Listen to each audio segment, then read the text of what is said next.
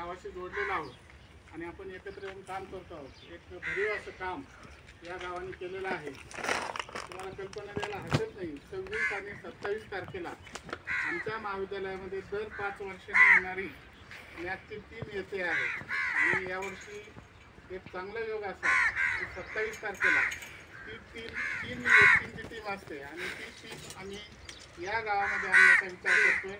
तुमच्या सगळ्यांच्या सहकार्याने आपण ती टीम या गावात आणू, ती टीमला आपलं जे झालेलं काम आहे ते आपण दाखवू आणि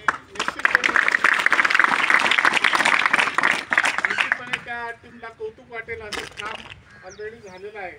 त्याचं श्रेय तुमच्यासारख्या लोकांना घ्यायला कधीच आवडत नाही। मी अनेक वर्ष पाहतोय, तर आपण या टीमसाठी तुमचं योगदान लागणार आहे। 3 व्यक्तीची टीम असेल, महाविद्यालयाचे 2 लोक त्याच्याबरोबर असतील, असं 4-5 लोक आम्ही त्या ठिकाणी येऊ आणि ही टीम आपली जी आहे येणार आहे तर त्याच्यामध्ये तुमचं सहकार्य, तुमच्या गावामध्ये किंवा आपल्या गावामध्ये झालेले जे काम आहे ते सर्व काम आपण त्यांना दाखवणार आहोत।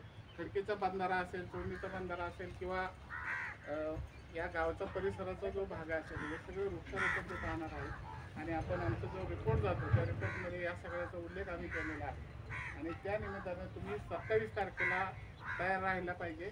तुमची आजची जी एवढं जे युनिट आहे ते एवढं युनिट प्लस BC सर त्या दिवशी नसतील, त्यांना आपण अगोदरच कल्पना देऊ आणि ते 8 दिवसापूर्वी कल्पना देऊन ते त्या ठिकाणी असतील आणि आपण सगळे मिळून त्यांच्या स्वागतासाठी थांबू आणि एक मोठं काम आपल्याला त्या ठिकाणी झालेलं काम त्यांना फक्त दाखवायचं आहे।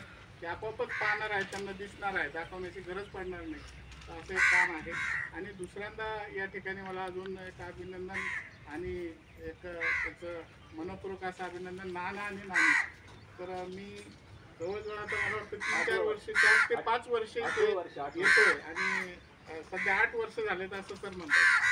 तर नाना नानींनी हे आपलं जे अन्नदानाचं योगदान आहे ते केव्हाही सोडलेलं नाही आणि ते स्वतः मागतायत की आम्हाला हे पाहिजे आणि आम्ही सोडणार नाही। ते अशा संधी घेणारे समाजामध्ये अनेक घटक आहेत, अशी माणसं आहेत, म्हणून हे जग चाललेलं आहे आणि म्हणून अशी कामं आपल्या हातून चांगली होत आहेत। कारण असं कुणीतरी पुढं आलं पाहिजे, कुणीतरी पेटलं पाहिजे आणि पेटवणारे BC सरांसारख्या वातीला पेटवणारे काहीतरी हातात घेऊन उभे असणारे माणसं असली पाहिजेत।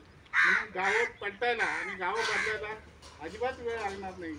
अण्णा हजारेचं गाव आपण पूर्वी फक्त एकच नाव ऐकत होतो, कोपरगावाचं एकच नाव ऐकत होतो, परंतु भविष्यामध्ये निश्चितपणे तुम्हाला सांगायला हरकत नाही एक आयडियल गाव आणि एक आदर्श गाव वृक्षारोपणाच्या बाबत असेल, सॉईल कॉन्झर्वेशनच्या बाबत असेल, वॉटर कॉन्झर्वेशनच्या बाबत असेल, रेन वॉटरच्या बाबत असतील, तर हे सगळं गाव आदर्श गाव होईल आणि याच्यामध्ये निश्चित इतिहास जेव्हा लिहिला जाईल तेव्हा तुमची नावं त्याच्यामध्ये निश्चितपणे असणार आहेत। आणि आज ही सगळी मंडळी तुम्ही जी लहान पेटवलेली आहेत ही सुद्धा पेटत राहणार आहेत आणि कधीही विसरणार नाही। ते गाव आदर्श गाव म्हणून समाजापुढे उभे राहील आणि निश्चितपणे लोक हे गाव पाहायला येईल तेव्हा तुम्हाला अभिमानाने तुमचं ऊर भरून आलेलं असेल असं या ठिकाणी मला वाटतं।